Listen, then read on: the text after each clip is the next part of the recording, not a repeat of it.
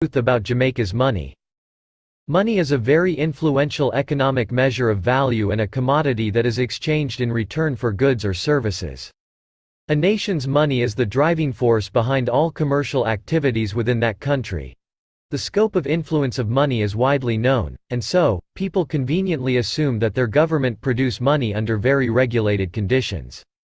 Most Jamaicans don't ask where our money comes from, or how the creation of money is regulated, so that the persons responsible for printing money don't just print money for themselves and get very rich. What many Jamaicans don't know, is that the Jamaican dollar is printed in England at a company named Thomas de la Rue, and in Germany at a company named Gesseek and Devrient. Before you fall off your seats asking yourselves how our government could be so naive as to import our nation's money, rather than printing it themselves, just look at the lower back part of your money to see that the evidence was printed there all along, in fine print of course. And don't be surprised if the new currency design doesn't have the maker's name printed onto it, because Jamaicans are increasingly taking notice of the fact that foreigners print our money, and the fine print isn't enough to hide it anymore. Removing the fine print which tells us where our money is created, may be one of the reasons why our currency is being redesigned. The Jamaican dollar was introduced in 1969. Before that, Jamaica used the Jamaican pound, which was connected to the British pound since 1840. The Jamaican pound was printed in England, and after independence, apparently nothing changed. That is because, to this day, our money is still being printed by our colonial oppressors in England, since our money is being printed in a foreign country.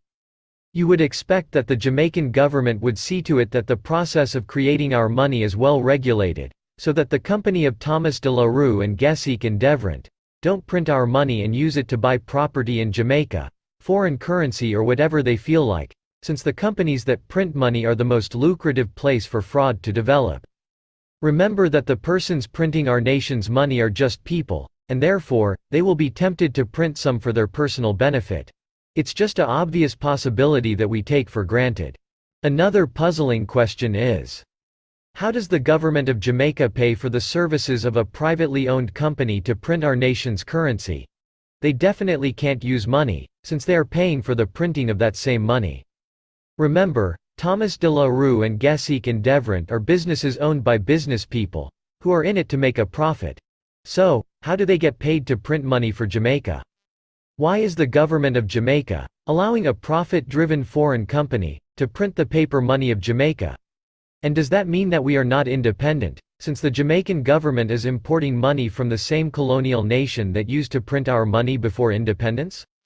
And before you say that Thomas de la Rue and Gesseek and Devrient are not the same as the colonial government that printed our money before independence, it is important to note that these companies that print money are suspected of being owned by the Rothschild banking dynasty, who has British peerage, and is therefore connected to the same royal family that colonized Jamaica. Ergo, Jamaica's former colonial oppressors are the same ones printing Jamaica's money. We must be able to accept this fact in order to emancipate ourselves from mental slavery. This is money we are talking about, and I can bet that everyone in the building at Thomas de la Rue and Gesseek and Devrient can be encouraged to print enough money to bribe any regulator and any onlooker to look away as they print all the money that they want.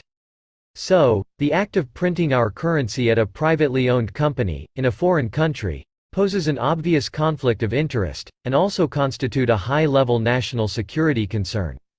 This might be why our currency constantly loses value. Our inflation is out of control, why most assets in Jamaica are foreign-owned, why our economy is dependent on imports and why we are always in debt. Thomas de la Rue and Company is the world's largest commercial banknote printer and banknote paper manufacturer.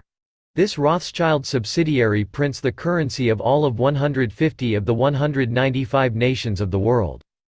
A question you must ask is, why does so many governments around the world print their money in England? I have already explained how risky and illogical it is to have the nation's money printed by a profit-driven company in England. Also, never forget that the money printing process is extremely difficult to regulate, because all the regulators can be bribed at any price. So, why do governments ignore common sense and sovereign law, and give up such a critical aspect of their nation's power by making a foreign company print their money? Politicians who love money are literally allowing a printing business in England to print their nation's money, and you should be asking yourselves why? In order to understand the importance of a nation printing its own currency, and how that fact can stifle a nation from developing, the British decided to print the currency that the American colonies used, and that decision directly led to those colonies taking their independence from Britain, and forming the United States of America in 1776. The fact is that, the company that prints our money is controlled by colonial forces in England. And so, if they wish, the royal family could very well bribe every man, woman, and child in Jamaica, with our own money, in order to try to turn Jamaicans against any revolutionary or independence movement that is vocally opposed to the Queen remaining as Jamaica's head of state. We cannot consider ourselves to be independent if our money is printed in a foreign country by our former colonial oppressors. Therefore, the Jamaican government should take steps to facilitate the printing of our money, and not outsource such a vital component of our nationhood. And so, Jamaicans should not be tricked into selling their freedom and independence, while the British and the Chinese are seeking to recolonize us. Black people, it is time to see through the tricks that our oppressors use to keep us down.